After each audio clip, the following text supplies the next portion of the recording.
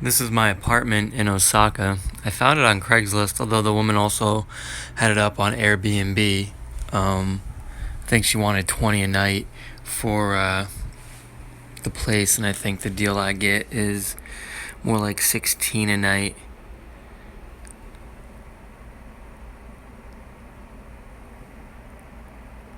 So it was like till August 11th. I got here on the 6th, so I'm paying 67,000 yen. So it's about $600-700 for a little over a month.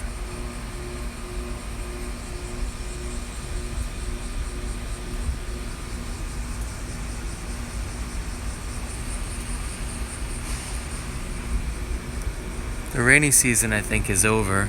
There's a washer, but no dryer. You gotta hang your stuff up. Kind of funny too, there's not many hangers. You gotta use those hooks too with the hangers, or else your shit blows off. I learned that the hard way. You'll lose clothing. The only thing I needed was towels, and I did bring a air mattress, an extra sheet for it. Then there's storage in here. I'm gonna go do some shopping at the supermarket so I can do laundry tonight, buy a few things. There's a couple festivals going on that I want to hit today. It's the toilet. It's pretty hot and humid here in the 80s to 90s. This is our kitchen. I don't plan on doing too much cooking. We'll see. Can save a lot of money if you do that, though. This is the shower. Going in here. A little annoying that it's so low, the shower head. I gotta stoop to use it. I hate that. I don't like sitting on the little, what do you call it? I have a little plastic seat you're supposed to sit on.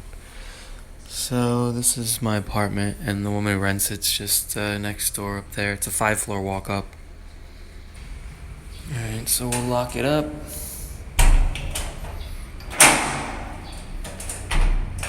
Good to go. The owner's down that way. This is the 5-floor walk up. There's not much to see on the way down. Ohio. So this is the front of the building.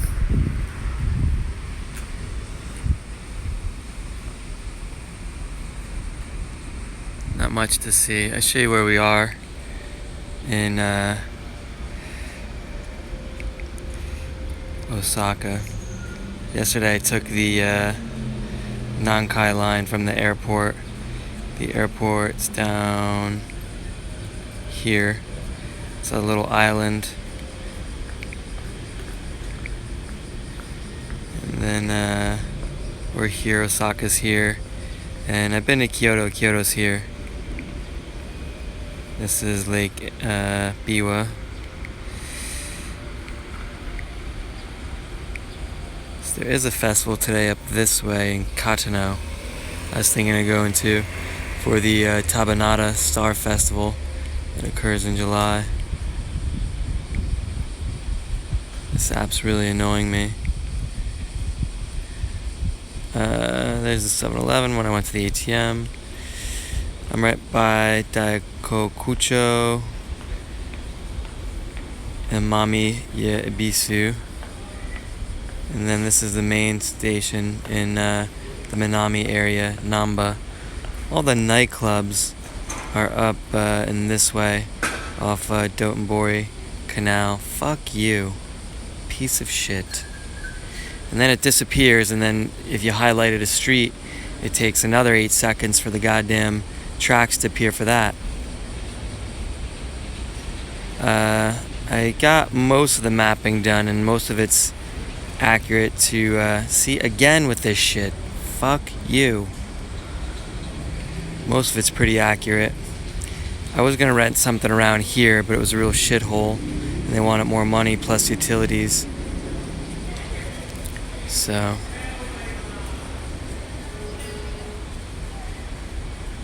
this is the Denden Town Otaku Road. It's kind of like Akihabara.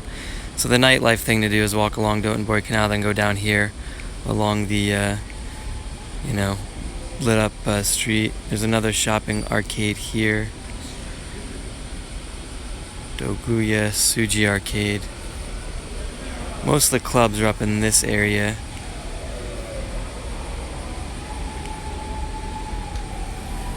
So I would have been closer to walk here if I was staying over here to the nightlife. I don't think that makes that much of a difference from here. It's about a mile walk maybe.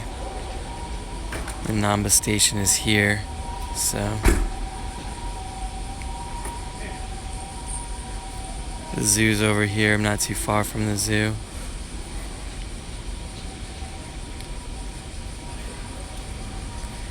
So I'll show you a little bit of my neighborhood, then I gotta cut this video out so I can look up and see, look at this cute school kids, their uniforms. I got burned with dry ice. I have a couple burns on my body on the plane. The goddamn flight attendant kept walking by and taking the, they gave me a little handkerchief that they use for the, tray tables to wrap the dry ice in, because I have an eczema outbreak and I want to put some dry ice on it. And I think it's a Japanese guy who was so into cleanliness. Plus I was sitting right up against the bulkhead where they put the extra food, so they're trying to keep that space extra clean. And he kept taking the white handkerchief that I was using to wrap the dry ice in to put against my skin. So then they ran out of them after he did that 3 times. So I had to wrap it in paper towel. And I didn't have enough cushion against my skin in the dry ice. So I burned myself in several spots with the dry ice. I was really annoyed. And I didn't want to say anything or be rude, but he kept doing it and kept trying to say, don't take that. It's not, I need that, And the one flight attendant, she's real nice. She's like, oh, I have eczema, I understand. So she was giving me the dry ice to put on there. It's a hassle whenever I take a flight. And then the other annoying thing was I was actually up front in first class, but when I got on, I didn't get the ticket adjusted from the gate because they had put me in coach. And I was like, well, I'm up front, and they didn't listen. They're busy when they're first starting the flight, and I was trying to show her on my phone. I was like, look, I'm updated, I'm supposed to be up front. And they're just about to close the door before I was finally look, I'm up front, I need to change my seat. And I just went and changed it, and then they were like, oh, okay, yeah. And then they went to the gate agent and got my new boarding pass. They would have stuck me in the back of the plane the whole ride if I wasn't assertive about it. And I was like, really?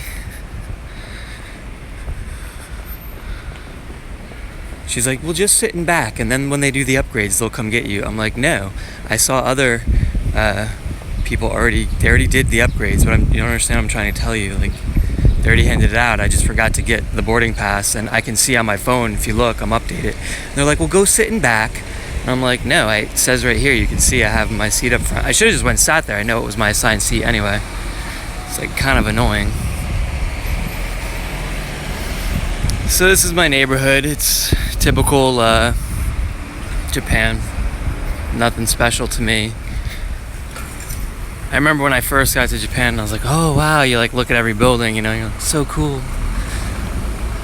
The one thing that I remember struck me when I first got to Tokyo was how there were a lot of buildings that were real skinny and they kind of looked like miniature. I thought that was interesting. Not so much here. I don't see a whole lot of super narrow buildings.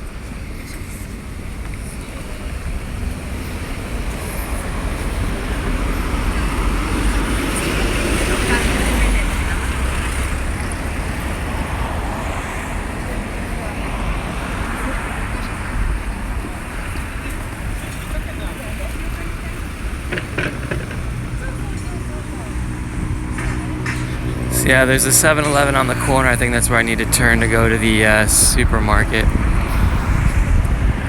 Maybe here, actually.